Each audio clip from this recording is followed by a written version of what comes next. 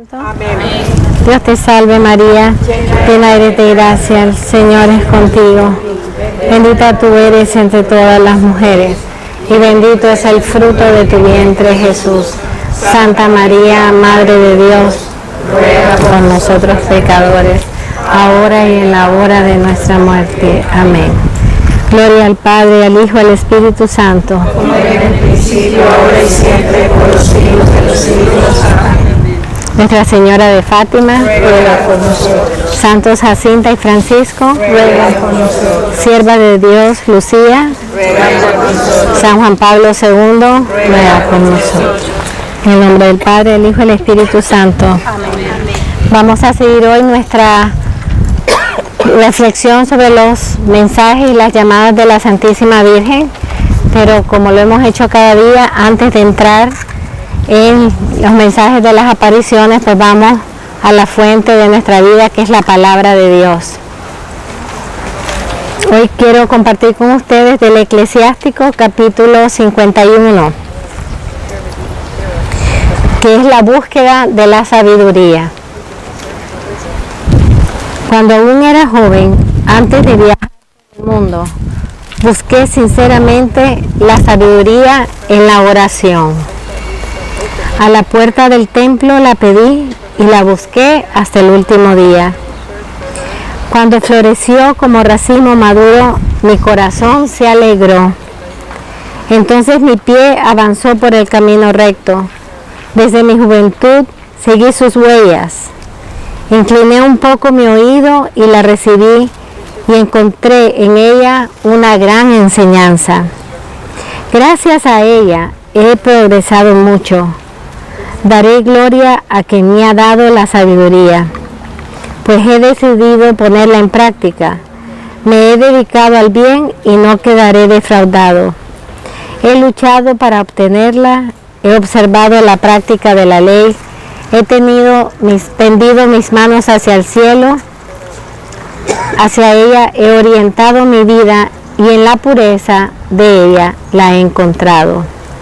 Por eso desde el principio me dediqué a ella y por eso no quedaré defraudado.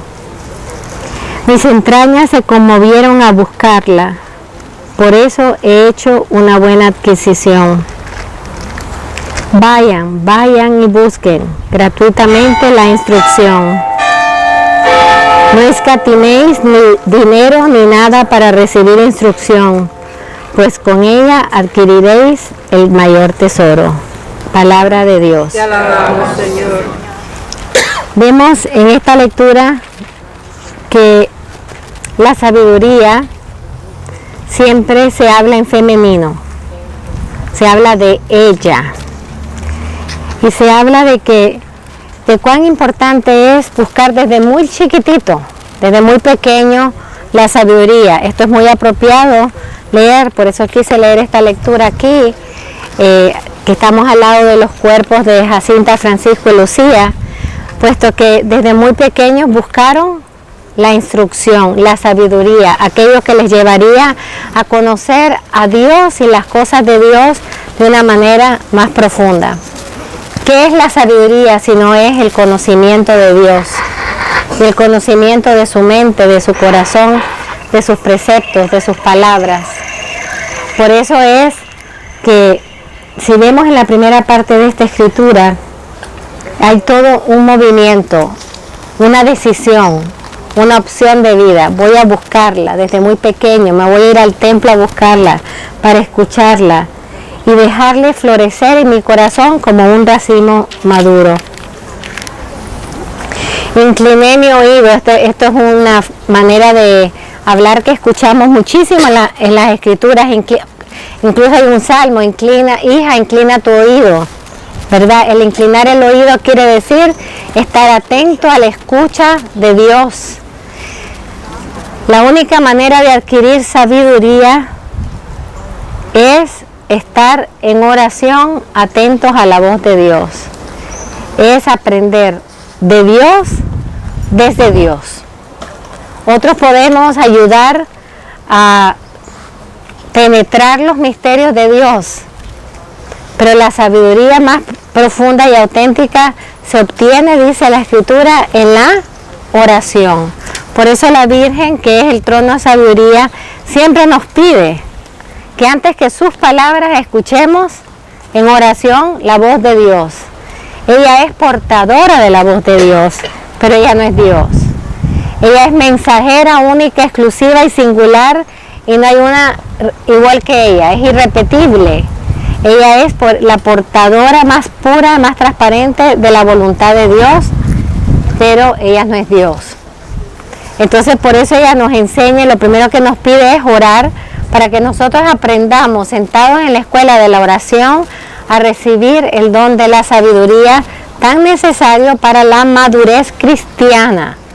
No se puede ser maduros ni en la fe, ni en nuestra vida cristiana, ni en nuestras opciones cristianas, si nosotros no somos sabios. Y ya sabemos que la sabiduría de los hombres no es la sabiduría de Dios. Acuérdense que cuando Pedro le dijo al Señor, no Señor, no vayas, no puedes ir a Jerusalén, ¿qué le dijo el Señor? Apártate de mí, Satanás. Las palabras más fuertes, ¿verdad? A Pedro, al cabeza de la iglesia, apártate de mí, Satanás. ¿Por qué? Porque piensas como los hombres, no como Dios. No le dijo porque me estás interrumpiendo, porque me estás debilitando, sino le llama Satanás al pensamiento que es contrario a Dios. Esto es fuerte. ¿Cuánto tal vez nosotros no tenemos la sabiduría de Dios? No le damos a las cosas de Dios el valor que merecen, se lo damos a las cosas del mundo. ¿Cuántas veces nuestras prioridades, lo que hablábamos hoy en la mañana, verdad? Nuestras prioridades no están claras, no están ordenadas porque no tenemos la sabiduría de Dios para reconocer qué es lo primero. Hay segundos y hay terceros y hay cuartos, pero lo primero debe estar en primer lugar. Entonces aquí definitivamente en esta escritura vemos el llamado a la búsqueda de la sabiduría a través de la escucha y la escucha obediente. También esta escucha obediente se trasluce a ¿qué? A poner en práctica la ley, o sea, poner en práctica lo que escuchamos, lo que somos llamados. Y este poner en práctica significa obedecer los mandamientos del Señor. Esto es una de las cosas que Juan Pablo II rezó aquí en Fátima, en su oración de consagración, que todos rezamos hace 2 días, ¿se acuerdan?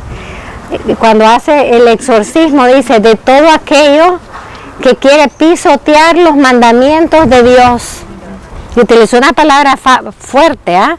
Pisotear los mandamientos de Dios.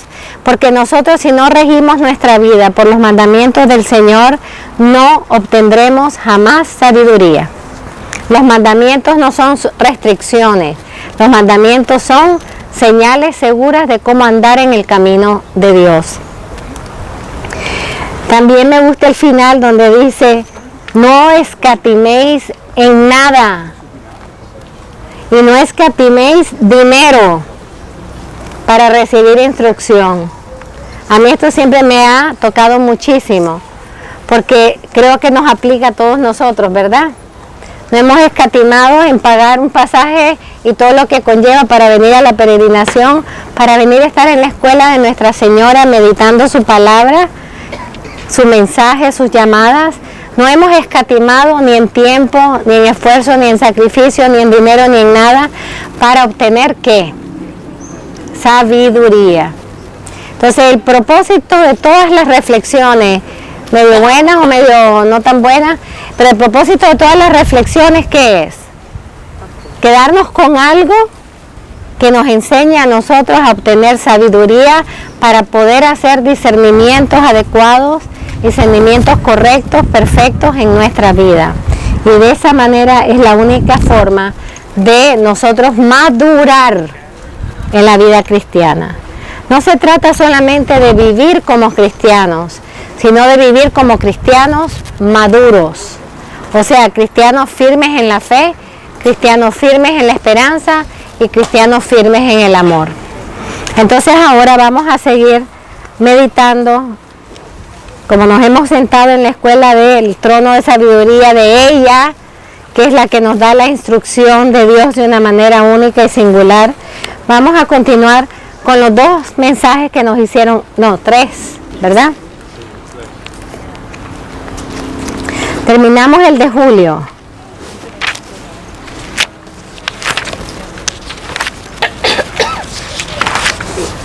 Sí, porque terminamos el del infierno, el de las grandes batallas, las grandes amenazas y con la promesa grandísima de que al final mi Inmaculado Corazón triunfará. Ahora también, que ya no me dio tiempo de decirlo, esa oración que nosotros hacemos cuando terminamos cada década, oh Jesús mío, Perdona nuestros pecados. líbranos del fuego del infierno, conduce a todas las almas al cielo, especialmente las que más necesitan de su misericordia. Amén. ¿De dónde surge esa oración? De aquí, de Fátima. La Virgen le enseña a rezar esa oración a los niños. ¿Cuándo? Después de que han visto el infierno. Tenía todo el sentido, ¿verdad?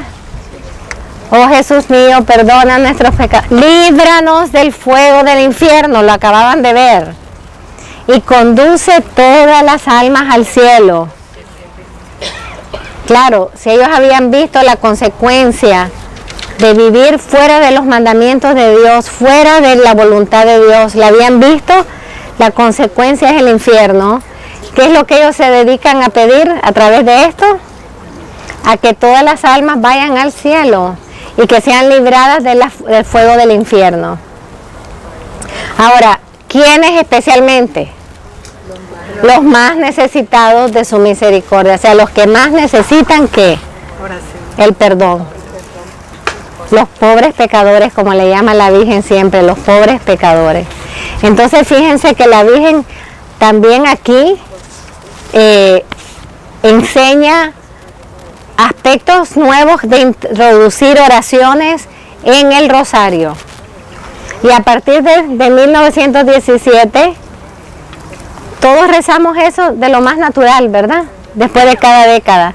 Pero antes de las apariciones de Fátima, por 1900 años, ninguno había rezado esto en el rosario. Y para nosotros es tan natural. Como por ejemplo, también para nosotros es muy natural cuando rezamos el rosario, tanto al final o al principio, ¿qué hacemos? Cogemos la cruz y nos persignamos, hasta la besamos, ¿verdad? Y eso viene ¿de dónde? De Lourdes. Bernardita aprendió a hacer eso cuando vio que cuando la Virgen rezó el rosario con ella, la Virgen se persignó con el crucifijo y besó a su hijo. Y Bernardita hizo lo mismo, entonces todos los que veían a Bernardita hicieron lo mismo y así se establece otra tradición con el rosario gracias a las apariciones. Entonces, vamos a entrar, ya explicamos de que la Virgen vino a tratar de impedir todos los males y por eso pide que la consagración,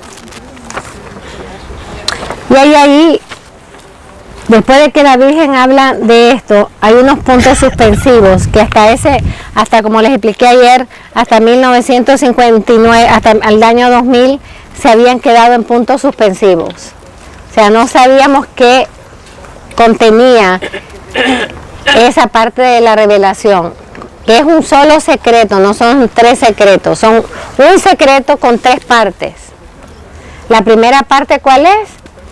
La revelación del infierno. ¿Cuál es la segunda parte? La revelación de las amenazas al mundo y a la iglesia. Y la tercera parte no la sabíamos hasta el año 2000.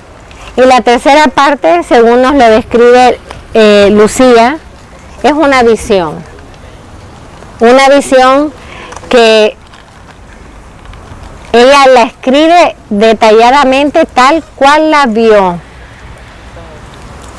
Yo me imagino que ella habrá tenido su propio sentir sobre esa visión, pero ella no quiso interpretarla, sino que la iglesia la interpretara, Y por eso, como les terminé diciendo ayer, tuvimos el privilegio de que esa interpretación la hiciera el cardenal Ratzinger.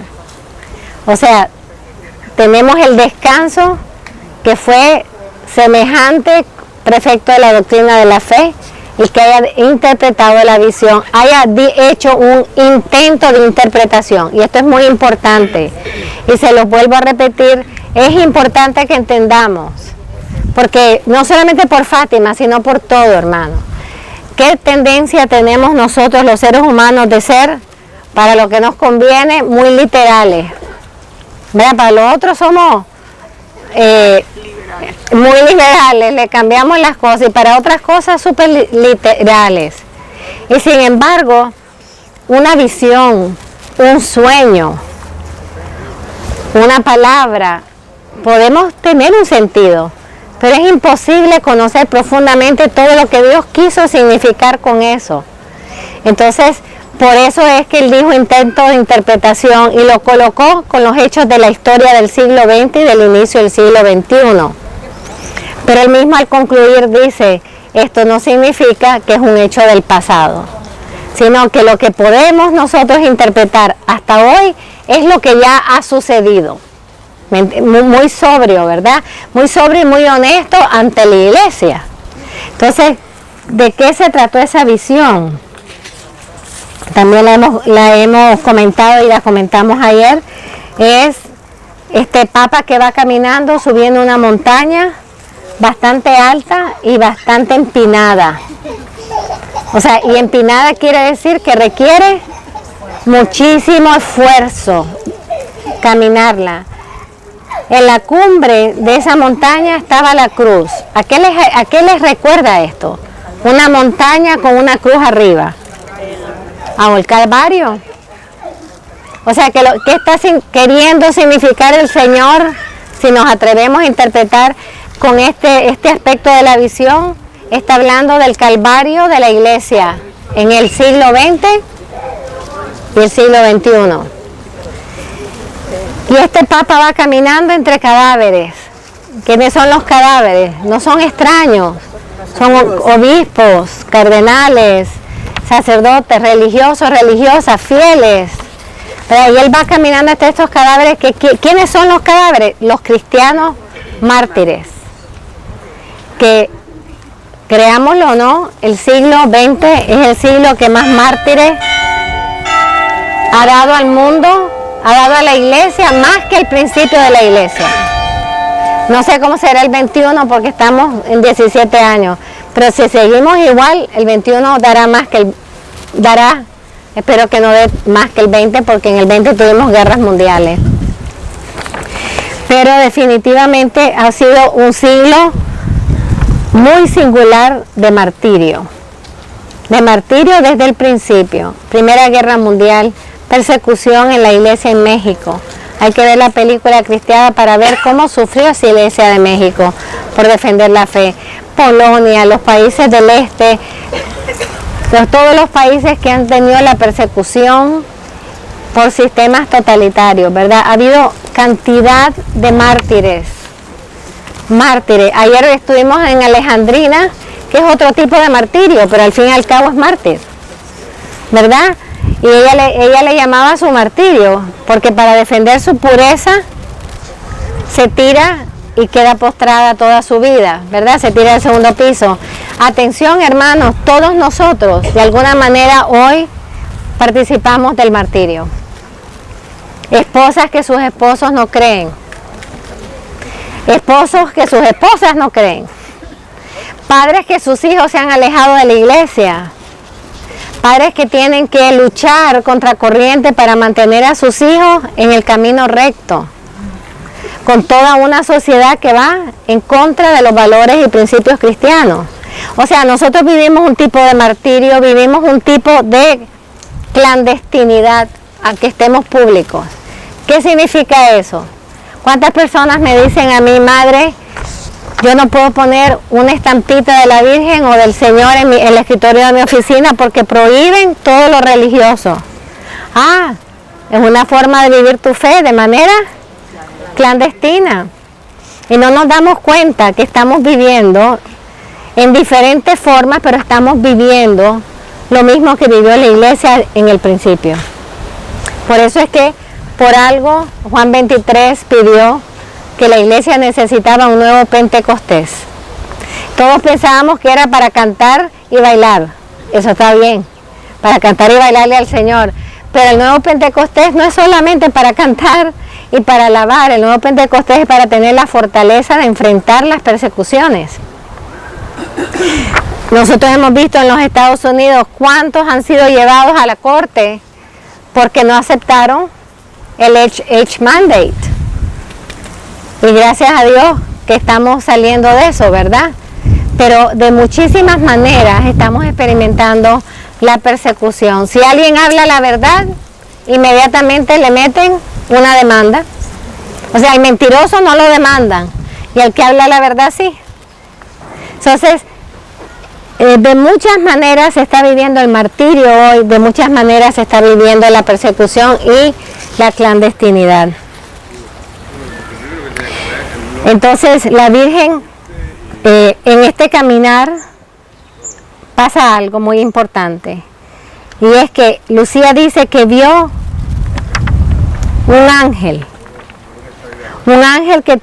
que estaba más alto que ella, y tenía una espada de fuego en la mano izquierda. Y esa espada dirigida hacia el mundo. ¿Quién creen ustedes que sea ese ángel? Podemos deducir que es San Miguel, o tal vez, porque como es el único que conocemos con espada, ¿verdad? Pero bueno, había un ángel que estaba listo para ejecutar la justicia divina. Yo digo, ay Dios mío, imagínense si sale ahora ese ángel. Pero de esa espada que salía fuego, salían como chispas. Y esas chispas parecían que iban a llegar al mundo a incendiarlo. Pero la Nuestra Madre, cuando ve ese ángel con esa espada, abre sus manos y con su mano derecha interrumpe. O sea, pone su mano derecha, ella se pone entre la espada y el mundo. Es lo mismo que estamos pidiendo, que se ponga entre el huracán y nuestras ciudades, ¿verdad? Ella se pone con su mano derecha entre la espada y el mundo. ¿Y qué pasa con eso? Que la luz que salía de ella era más fuerte que el fuego de la espada. Entonces, el ángel baja la espada, pero grita algo muy importante. 3 veces: penitencia, penitencia, penitencia. Como diciendo, la reina de cielos y tierra, la reina de los ángeles, su madre, ha alcanzado en este momento un tiempo de misericordia para ustedes.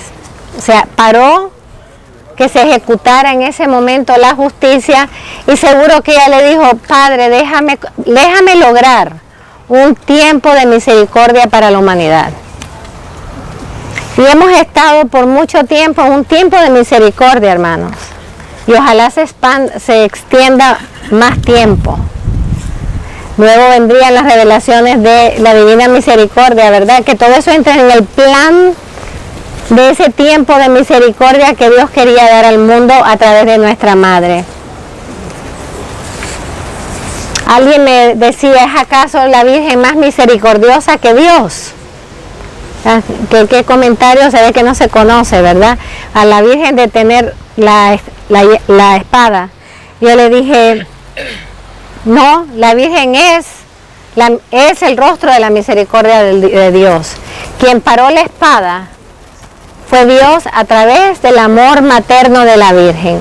El amor materno de la Virgen nos alcanza a nosotros misericordia y gracia, como lo vio Sor Lucía en su última visión en Tui. Gracia y misericordia. Se nos ha dado un tiempo, un chance, yo no sé hasta cuándo, no sé cómo, no sé cuánto va a durar, pero mientras lo tengamos, hermanos, no lo desperdiciemos, no abusemos de la misericordia de Dios. Yo creo que hemos abusado de la misericordia de Dios, honestamente, y pienso que hoy se está abusando horriblemente de la misericordia de Dios, porque hoy, en nombre de misericordia, se hace todo. Ay, si Dios me ama y misericordioso, Él me comprende como soy. Ay, no importa si yo soy esto o soy aquello, porque Dios así me ama. Si nadie está dudando del amor de Dios, el diálogo aquí no es sobre el amor. Dios nos ama incondicionalmente, pero también Dios pone exigencias para vivir dentro de su amor y para vivir manifestando su amor. El mismo Señor lo dijo: el que me ama, que cumpla mis mandamientos. El Señor es tan sabio, bueno, es Dios, ¿no? Que para que nosotros no nos quedemos en, ay, te amo, Señor.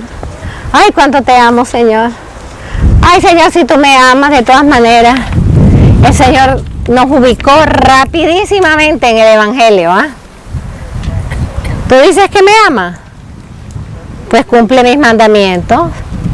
¿Qué está diciendo? El amor se manifiesta en obediencia. Y por eso San Juan en su primera carta habla tanto del que el que dice que ama a Dios y no le obedece es un mentiroso. San Juan fue directo.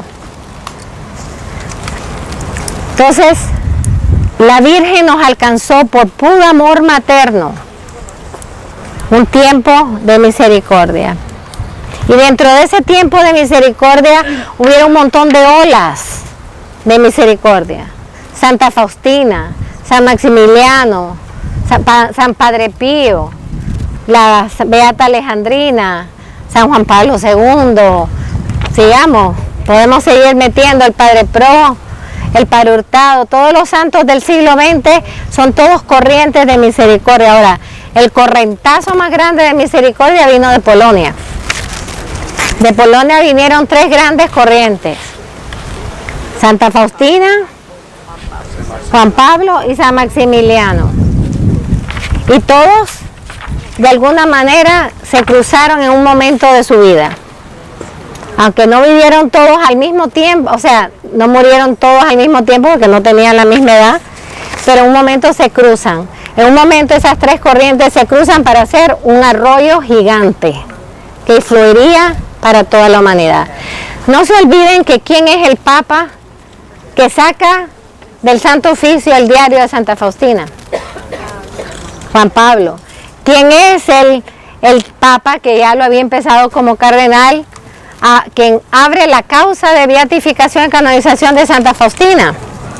Juan Pablo. ¿Quién es el que habla del Domingo de la Misericordia y empieza a hablar del Domingo de la Misericordia y empieza a lanzar el diario para que todos lo leamos? Juan Pablo. Por lo tanto, Juan Pablo reconocía que era importante conocer el mensaje de la Divina Misericordia. Su segunda encíclica es dedicada a la misericordia divina. ¿Por qué? Porque todo esto es parte del tiempo de misericordia que estamos viviendo, hermanos. No sé si se está acabando, no sé si se va a acabar, cuándo, si lo vamos a ver. Yo espero que dure más. Porque lo que verdaderamente necesitamos es misericordia. Pero óiganme bien, y esto sí se los digo seria. Bueno, todo lo que les digo ha sido serio, ¿no? Pero se los digo con gran seriedad. Lo que nosotros necesitamos es misericordia. Pero necesitamos la verdadera misericordia. ¿Qué hace el enemigo? Como ellos necesitan misericordia y se está hablando de misericordia, vamos a meterle a la misericordia un montón de historia para confundir qué es la misericordia. ¿Para qué, hermanos? Si muchos creen que Dios es misericordioso y por eso deja pasar cualquier cosa, no vamos a obtener misericordia. Al contrario, vamos a obtener más rápidamente la justicia. Porque lo que el demonio no quiere es que nos arrepintamos. Porque si nos arrepentimos, inmediatamente se derrama en abundancia las compuertas de misericordia sobre la humanidad. Entonces tiene que confundirnos. Que se oiga mucho la palabra misericordia, misericordia, misericordia, para que nos sintamos que estamos en la corriente de misericordia, pero con una misericordia falsa. La verdadera misericordia da fruto. Y el fruto es, primero, la confesión, como fruto del arrepentimiento de los pecados. Y si hay arrepentimiento de pecado, hay cambio de vida. Y cambio de dirección de vida. Pues nuestra madre nos logra ese tiempo, pero el ángel, como para que no se nos olvide que ella está intercediendo por la misericordia, nos deja un recadito, el ángel. Penitencia, penitencia, penitencia. ¿Quieren obtenerla? Tienen que hacer mucha penitencia. Como le dijo a Francisco, ¿quieres ir al cielo? Vas a tener que rezar muchos rosarios. A nosotros, ¿quieren misericordia? Van a tener que hacer mucha penitencia. Y la penitencia empieza con el sacramento de la reconciliación.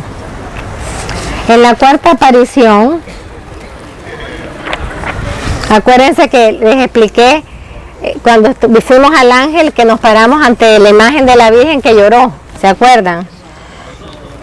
Que la Virgen no se aparece el 13 de agosto, no porque ella no quiso, ella vino a Cova de Iría. Porque todos los que vinieron, vieron los rayos, los relámpagos, los truenos, o sea, todas las luces, vieron los signos externos de su aparición, pero no estaban los videntes. Y los videntes no estaban, ¿por qué? Porque los habían echado presos. Ahora, algo muy hermoso es lo que hace Jacinta con los presos, creo que ya se los he dicho, ¿verdad? Es que no quiero repetir, como hablo tantas cosas y a veces personal y a veces con grupitos, pero cuando los echan presos, todo lo que querían era lograr dos cosas. Que negaran primero la aparición.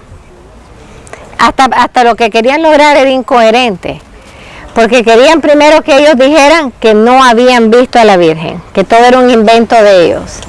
Pero después, como no lograban eso, entonces querían que le dijera el secreto. Entonces, decídete, si no se apareció, no hay secreto, ¿no? Pero los niños antes, eso dijeron, preferimos morir antes que desobedecer a la Virgen. Qué bello que nosotros pudiéramos decir eso, ¿verdad? Prefiero morir antes que desobedecer a la Virgen.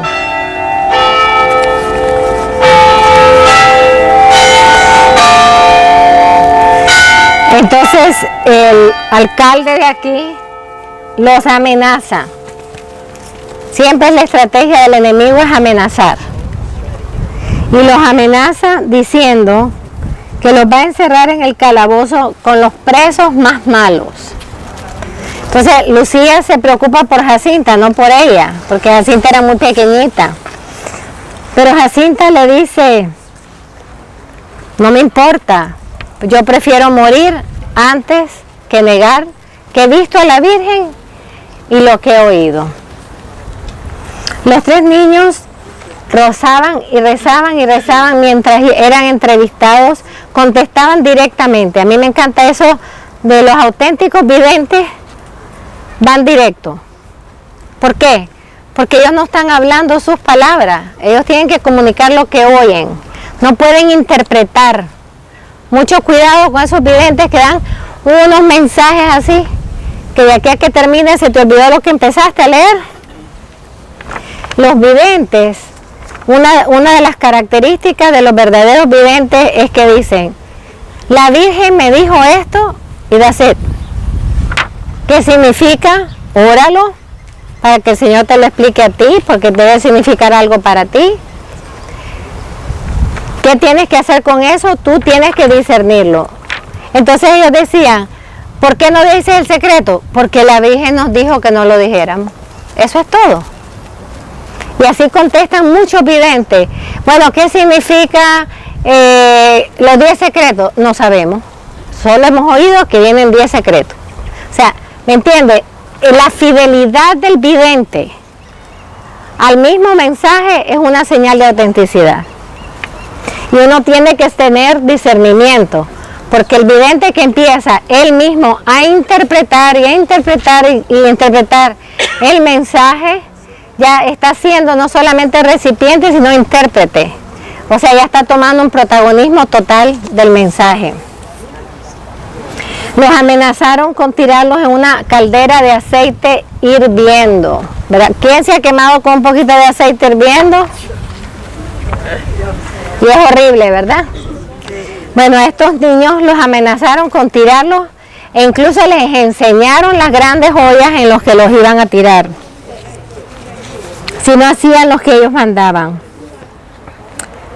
Ellos se mantenían firmes y decían: no revelamos nada.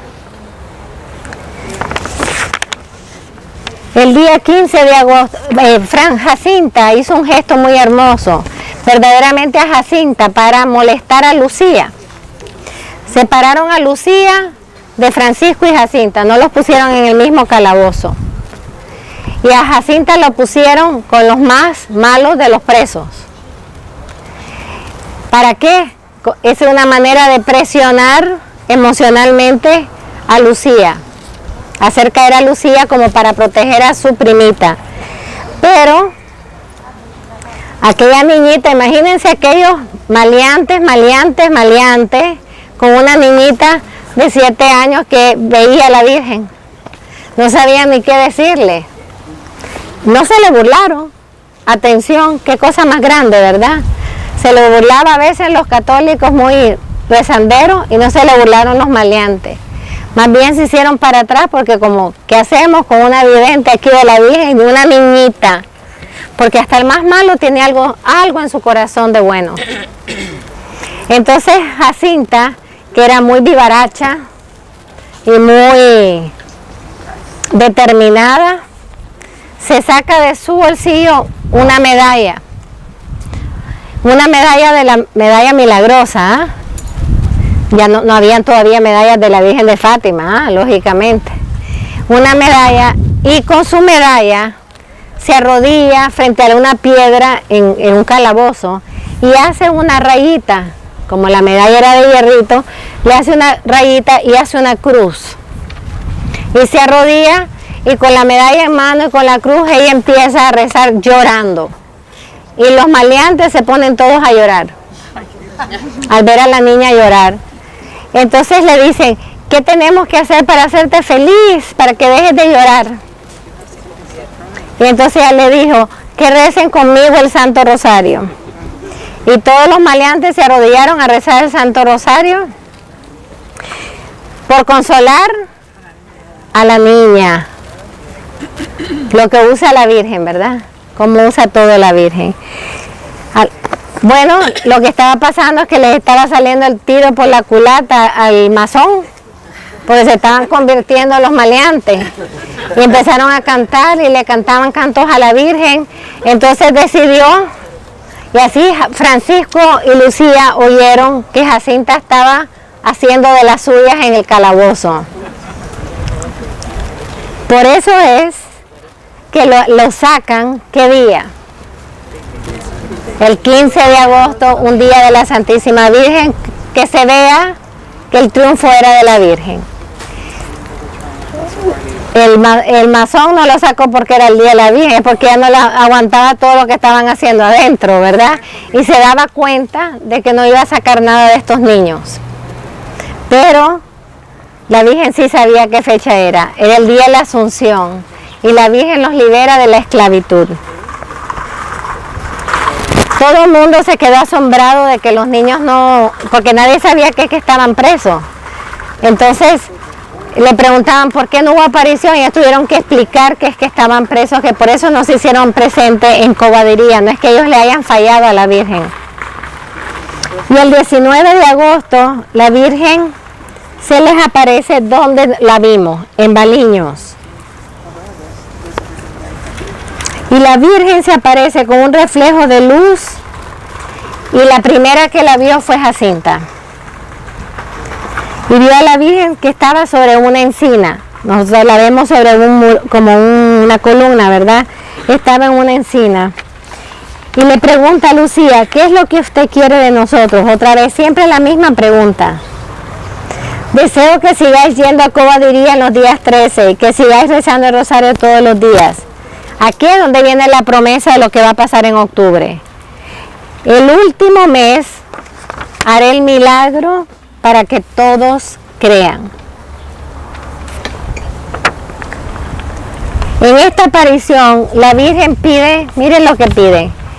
Pide una capillita, es la capelina.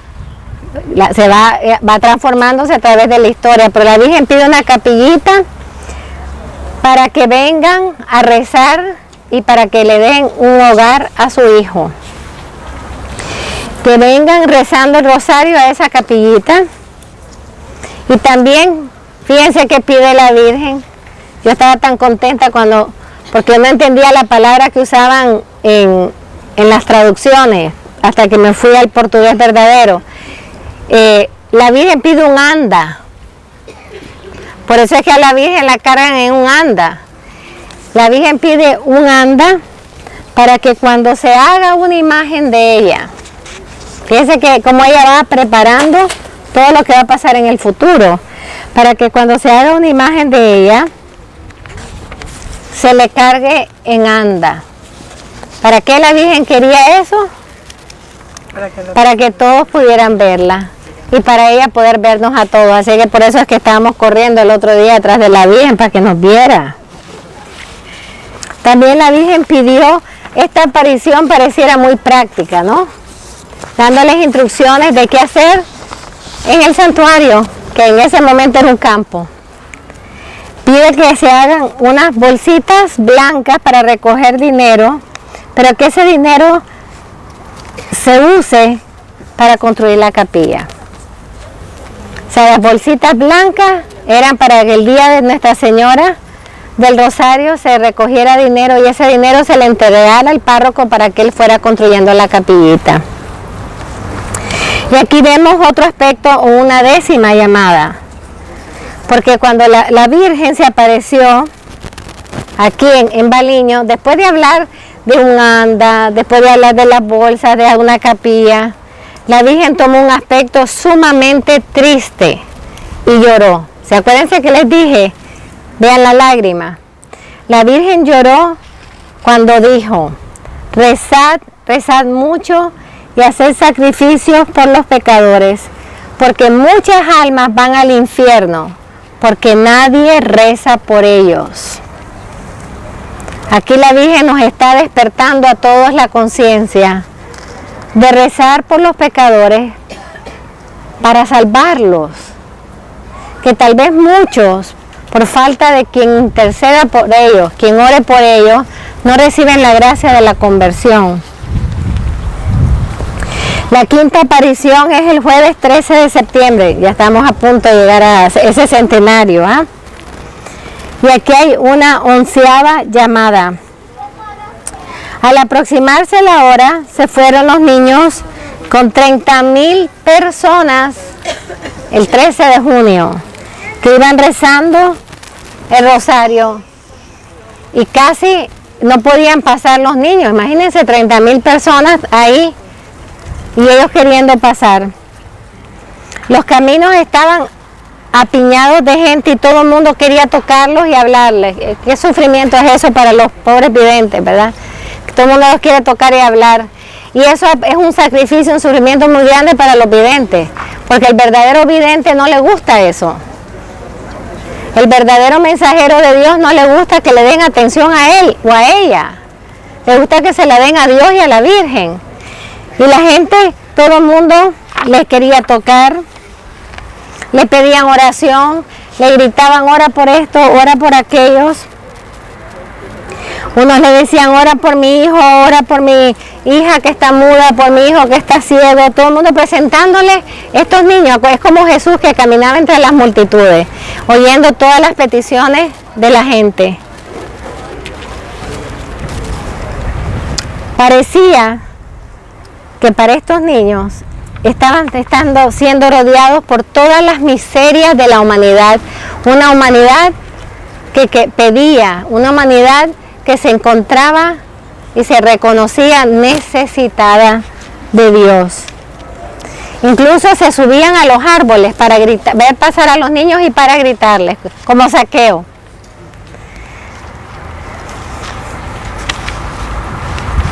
En esta aparición le dice nuestra madre, porque ellos le piden por todas las intenciones, y la Virgen le dice a los niños que sigan rezando el rosario para alcanzar el fin de la guerra, y que en octubre vendrá también nuestro Señor. O sea, que ellos tuvieron una visión del Señor, pero que también vendría la Virgen de los Dolores, la Virgen del Carmen, San José con el niño, y que Dios estaba contento con sus sacrificios. Pero se acuérdense que Jaime hablaba de la cuerda, ¿verdad?, que se pusieron para hacer penitencia. Y la Virgen le dice, Dios está contento con sus sacrificios, pero no quiere que duerman con la cuerda. O sea, se habían excedido en el sacrificio. Era tanto su amor y su celo por salvar. Ellos empezaron a presentarle todas las intenciones que oían de la gente, y la Virgen le dijo, curaré a algunos enfermos, pero no a todos. Qué interesante, ¿verdad? Curaré a algunos enfermos, pero no a todos. ¿Por qué? Porque la Virgen no puede hacer nada diferente a Jesús. Jesús curó a muchísimos enfermos, pero no a todos los enfermos. Como lo hace hoy.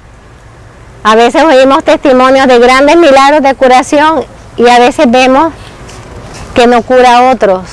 No los cura en el cuerpo, pero tiene otra forma de curar. ¿Qué curará? Cura el alma. Cura tal vez a la familia que estaba lejos de Dios. O sea, siempre hay una curación, pero no necesariamente la que estamos pidiendo. Entonces la Virgen dice, curaré a algunos, pero no a todos. Y en octubre haré el milagro, vuelve a decirlo, el milagro para que todos crean. Sabemos que en muchas apariciones la Virgen promete un milagro. ¿Para qué?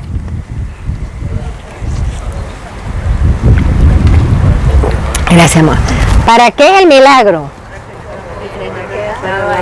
Para confirmar la autenticidad de la aparición y para que todos crean. ¿Por qué la Virgen hace eso?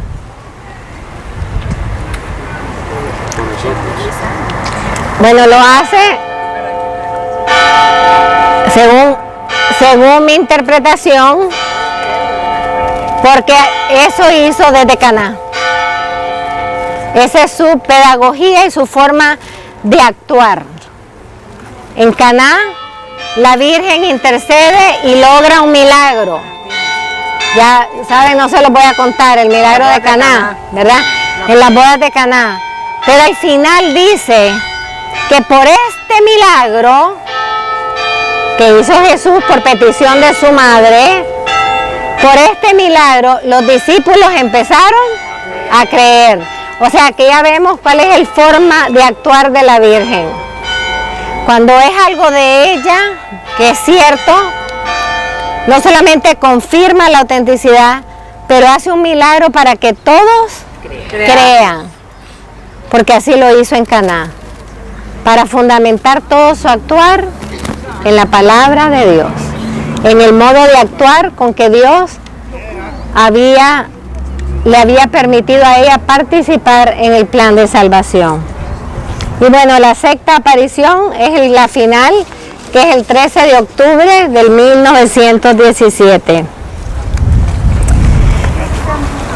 70,000 personas o más se calcula que vinieron aquí, a esa plaza, que hoy, bueno, no era plaza en ese tiempo, bajo una lluvia fuertísima, unos vientos fuertísimos. Vinieron gente de todos lados, incluso de muchos lados de Europa en esa época.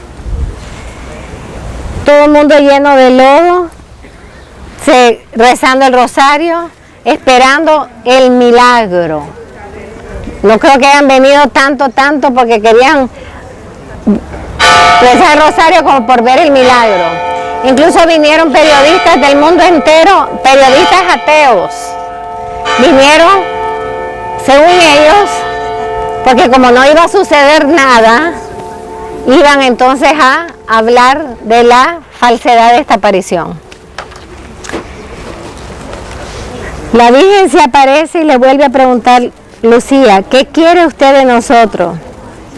Y la Virgen dice, quiero decirte que hagan aquí una capilla en honor mío, que soy la Señora del Rosario, y que continúen rezando el Rosario todos los días.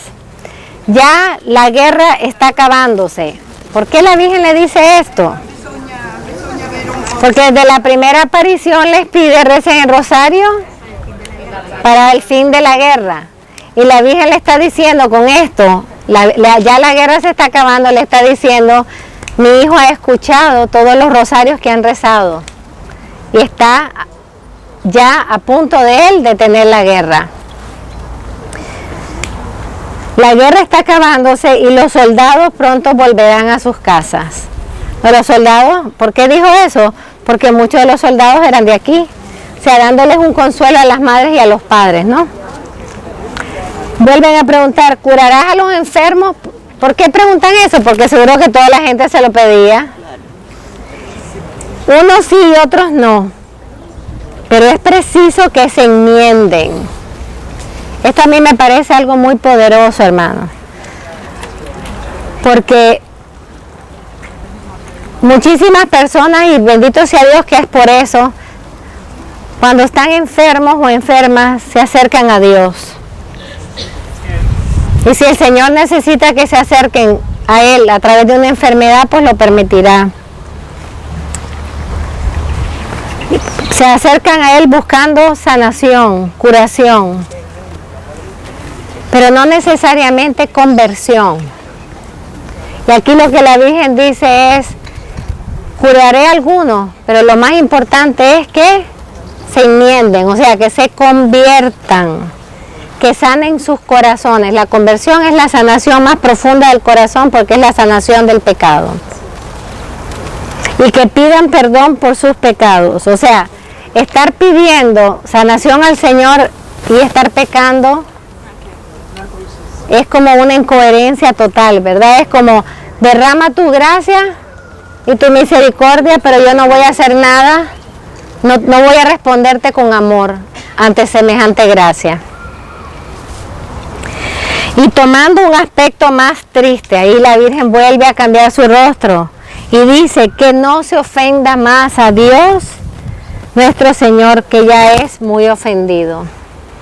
Que esas palabras fueron las que calaron fuertemente en Francisco.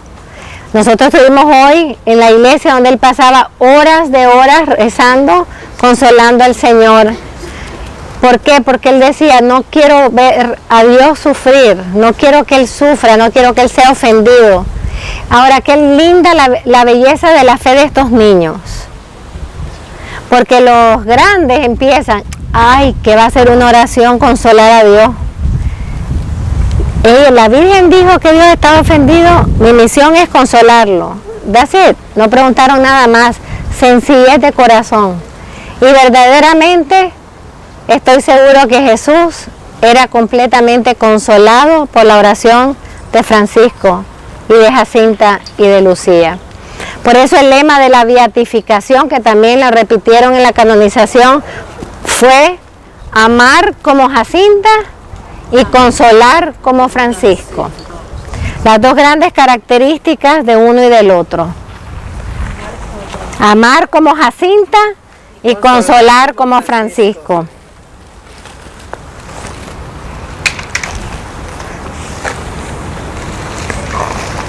Inmediatamente después la Virgen abrió las manos y dirigió su dedo hacia el sol. Esto no lo vio la gente, esto lo vio Lucía y los niños. Entonces es Lucía la que grita, miren al sol. Lucía no sabía cómo iba a ser el milagro, pero ella ve que la Virgen le señala al sol y ella le grita a la gente, miren al sol. Y ahí es cuando empieza a darse el famoso milagro del sol, del 13 de octubre de 1917. ¿Cómo lo vieron?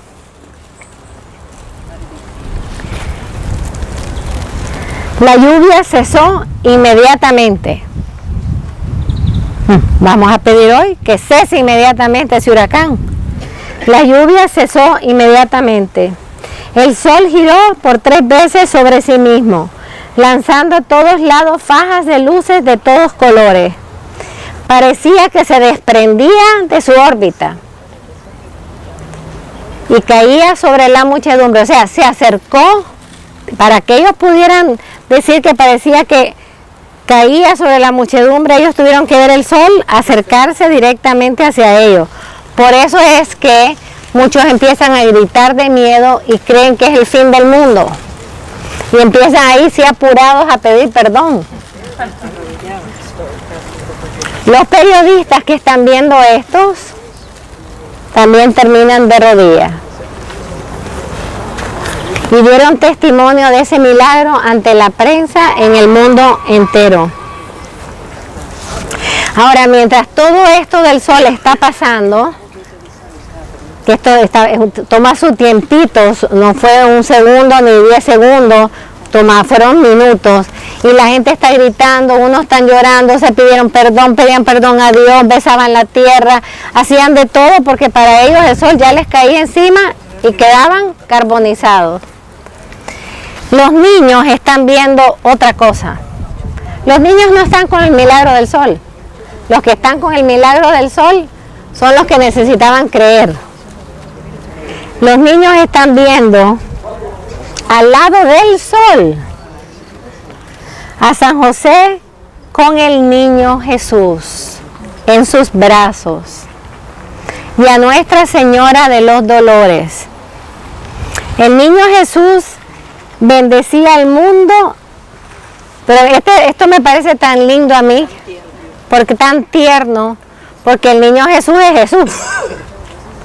El niño Jesús bendecía al mundo de la misma forma que la bendecía San José. O sea, aquí hay una enseñanza que hemos hablado mucho, los niños imitan al adulto.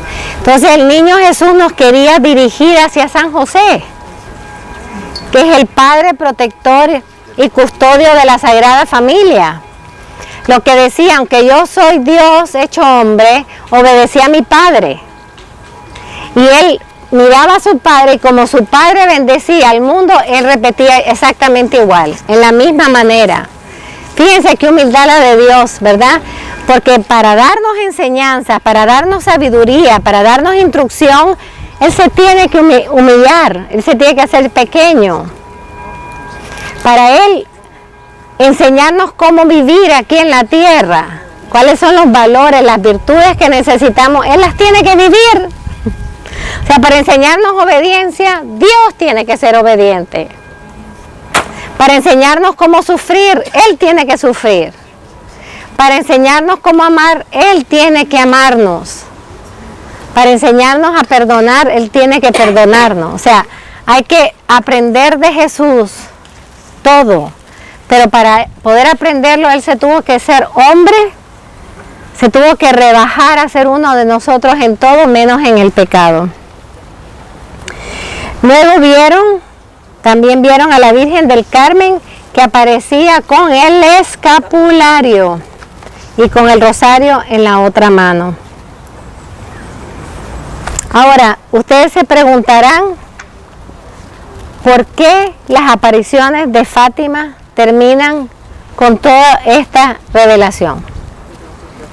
Porque el milagro era para los que creyeran, pero los niños están viendo a la Virgen, San José y al niño. Están viendo a la Sagrada Familia. Las apariciones de Fátima culminan con la Sagrada Familia. Que le hablábamos ayer en el carro sobre el cardenal Cafarra, que en paz descanse y el Señor lo tenga en su gloria. Que sabemos que Juan Pablo II lo hizo el presidente del Instituto Juan Pablo II para el Matrimonio y la Familia, el Instituto Pontificio, que a propósito en este momento está pasando momentos muy difíciles. El cardenal Garrafa Fue uno de los grandes defensores de la familia y ha sido uno de los grandes defensores de la familia. Y fue un gran amigo de Sor Lucía. Y él hace alrededor de 7 meses reveló una carta que él tenía de Sor Lucía, donde Sor Lucía le decía, y lo sacó en público para que lo pudiéramos leer de las manos de Sor Lucía, que la gran batalla final sería sobre el tema de la familia, que la gran guerra que venía sería sobre la familia. Por eso es que viendo todos los puntos nos vamos dando cuenta por qué aquí terminan las apariciones con la Sagrada Familia. Porque la Virgen quiere indicarnos que dentro de las grandes batallas que ella había hablado, entre las grandes persecuciones y las grandes amenazas que ella había hablado, estaba la amenaza contra la familia. Ahora, esta parte la voy a repetir, perdón los que venían en mi bus, porque el otro bus creo que no la oyó. ¿Verdad, Sister María José? Sí, madre, no lo escucho. La relación, todos sabemos la relación directa de San Juan Pablo II con Fátima, ¿verdad? Y que el 13 de mayo de 1981 la Virgen le salva la vida por la intercesión de Jacinta. Y se la salva de una manera tan directa, tan visible, que es imposible no darse cuenta, ¿verdad? Le van a disparar a la cabeza, en ese mismo momento se agacha a bendecir una imagen de la Virgen. Le van a disparar ahí donde está agachado, en ese mismo momento se levanta para coger en brazos a una niña. La primera bala le cayó a una señora americana que entregó esa bala a Polonia. Se salvó, gracias a Dios, la señora. Y la tercera vez ya estaba tan bravo el aliaca que no le daba, que se tiró de frente y le disparó en close range, cerquitita. Le disparó hacia aquí para directamente a la vena que pasa para acá, que por 3 milímetros no le dio a la vena. Por eso es que Juan Pablo decía, una mano disparó la bala y otra mano materna la desvió. ¿Qué pasó el 13 de mayo de 1981? Todos sabemos el atentado, pero ¿qué más estaba pasando? Primero estaba pasando que Juan Pablo almorzó con el doctor Leyún, que en paz descanse y su causa está abierta. El doctor Leyún era uno de los científicos más renombrados del mundo. Y también era uno de los defensores más grandes, utilizando la ciencia, los defensores más grandes de la vida, y peleó durísimamente contra el aborto como científico. Un hombre sumamente respetable, tuvimos la oportunidad muchas veces de oírlo hablar, y Juan Pablo estaba almorzando con él, tocando todos estos temas y las preocupaciones de Juan Pablo, y él siguiendo instrucciones de Juan Pablo de cómo llevar a cabo su misión. Esto es el almuerzo. Después a las 5 de la tarde es la audiencia donde él es atentado. ¿A dónde iba Juan Pablo después del atentado? Bueno, si no hubiera habido atentado, ¿a dónde iba después de la audiencia más bien? Iba a inaugurar con el cardenal Cafarra, a inaugurar el Instituto Pontificio Juan Pablo II para el Matrimonio y la Familia. No lo pudo hacer porque el demonio, a través de un cooperador, le hirió casi de muerte. Como dice él, un papa se ha detenido en el umbral de la muerte. Es un milagro que no murió. Incluso los médicos le piden al cardenal Jewish que entre a darle la unción de los enfermos porque se va a morir. Es imposible salvarlo. Bueno, ¿qué estamos viendo, hermanos? Que el Papa, que los niños vieron llenos de sangre, vestidos de blanco, llenos de sangre, ¿por quién estaba derramando sangre? la familia. O sea, el ataque fue porque iba a inaugurar este instituto pontificio que ha formado a tantos hombres y mujeres en la teología de la familia. En 1994, Juan Pablo II se cayó, ¿se acuerdan? Que lo tuvieron que operar y cambiar el fémur. Desde ahí es que empezó a usar bastón por el cambio del fémur. Pero él cuenta que no se cayó, que lo empujaron. Y lo empujan en el baño y lo único que él grita es la oración de San Miguel Arcángel. Lo tienen que llevar de emergencia al hospital, otra cirugía más, tuvo muchas cirugías Juan Pablo, y esta para cambiar el fémur. Cuando por fin logra ponerse de pie y al salir a la ventana del Gemelli del hospital, para mí ahí Juan Pablo dijo algo de las cosas más importantes que pasa desapercibido por muchísimo, yo creo que por casi todo el mundo. Pero yo me acuerdo que cuando yo lo leí, yo dije, aquí está la clave de todo. Juan Pablo dijo, esto era el 24 de mayo de 1994. ¿Cuándo había sido el atentado? El 13 de mayo de 1981. Y Juan Pablo dijo, una vez más, la Virgen en su mes, el mes de mayo, me pide un nuevo sacrificio.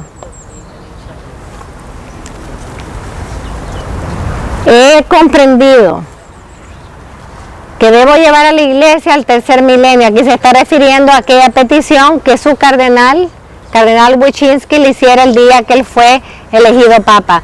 Tienes que llevar a la iglesia al tercer milenio. Y dijo, he comprendido que sí, tengo que llevar a la iglesia al tercer milenio. Pero yo pensaba que la tenía que llevar con todos mis viajes apostólicos, mis cartas magisteriales, con todos mis proyectos pastorales y todo eso sí, tengo que hacerlo, dijo.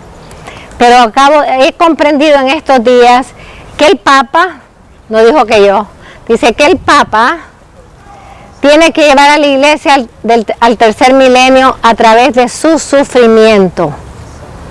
Una frase potentísima, que por eso se entiende que al año siguiente, cuando él fue a la ONU, él llegó y dijo, al Papa se le han acabado los argumentos para convencer al mundo. Así empezó su speech. Al Papa se le han acabado los argumentos para convencer al mundo. Solo me queda uno, dijo. El Evangelio del sufrimiento. Por eso es tan importante leer esa carta apostólica de él. Esa exhortación apostólica, el poder salvador, redentivo del sufrimiento humano.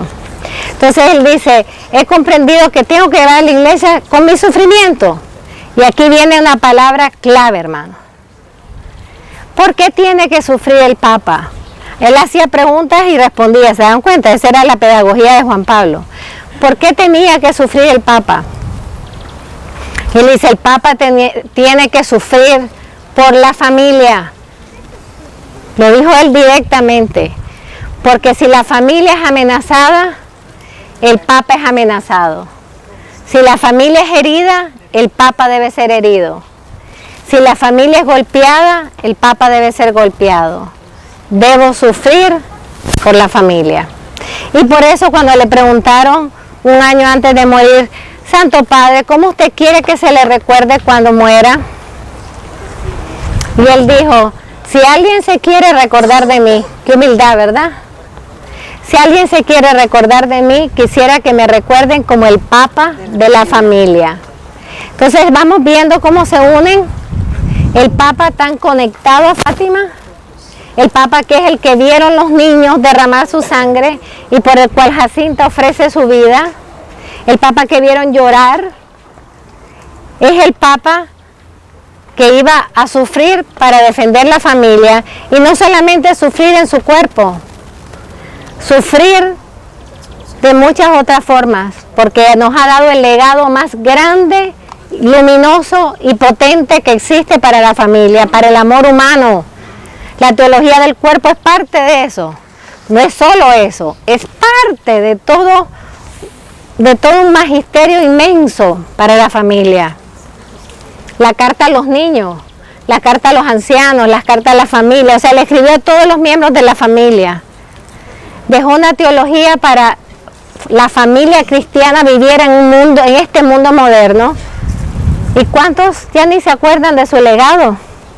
¿Cuántos no quieren ya hablar de su legado? También esa es una forma de martirio, hermano. Pero Juan Pablo sufre por la familia y la aparición de Fátima termina con la Sagrada Familia.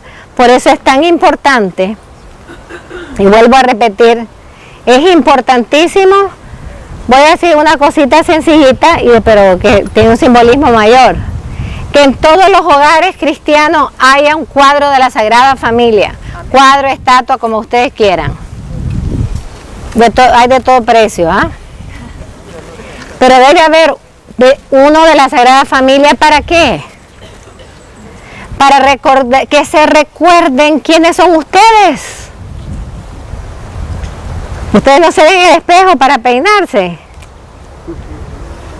para pintarse bien, ¿verdad, señoras? Para que no le quede el rabo por el otro lado. Pues la familia debe verse en el espejo de la Sagrada Familia, porque ustedes, como la Sagrada Familia, son iglesias domésticas y están llamados a ser réplicas vivientes de la Sagrada Familia. Entonces todas las familias cristianas deben de tener un cuadro, una imagen, lo que quieran de la Sagrada Familia. Si ustedes van a las casas de los santos, en las peregrinaciones, ayer mismo en Alejandrina yo les decía, miren qué cuadro tiene arriba. En la casa de todos los santos estaba el cuadro, ya está medio viejito según la edad del santo, de la Sagrada Familia. O sea, que esa familia forjaron hombres y mujeres santos, como en la casa de Jacinto y Francisco había uno, ahí todo peladito, de la Sagrada Familia, y en la de Lucía. Pobres, si no tenían dinero para pan, pero tenían para comprar una imagen de la Sagrada Familia, porque había la conciencia de que tenemos que saber muy clara nuestra identidad. No somos cualquier cosa. La familia nace del Padre, dice San Pablo, y que es el Padre el que le da el nombre a toda familia. O sea, que Él elige a las personas de la familia y Él le da un nombre. En el cielo sabrán el nombre que su familia tiene. Por eso esta aparición acaba con la Sagrada Familia, porque nos avisa la Virgen que venían tiempos de una gran amenaza a la vida familiar. Y que por eso también se aparece como la Virgen de los Dolores. ¿Cómo no va a sufrir la Virgen de ver a la familia dividida, rota, peleada? Todas las formas en que está por el pecado nuestro, de alguno o de todos. También se aparece con la Virgen del Carmen, con el escapulario y el rosario, diciéndonos, les ofrezco mi manto, representado en el escapulario, y les ofrezco dos armas, el escapulario y el rosario. El escapulario para que estemos guardados en el manto de la Virgen, y el rosario para que defendamos no solamente al mundo de las guerras, sino defendamos a las familias de las propias guerras. Amén. Amén. ¿Alguna pregunta?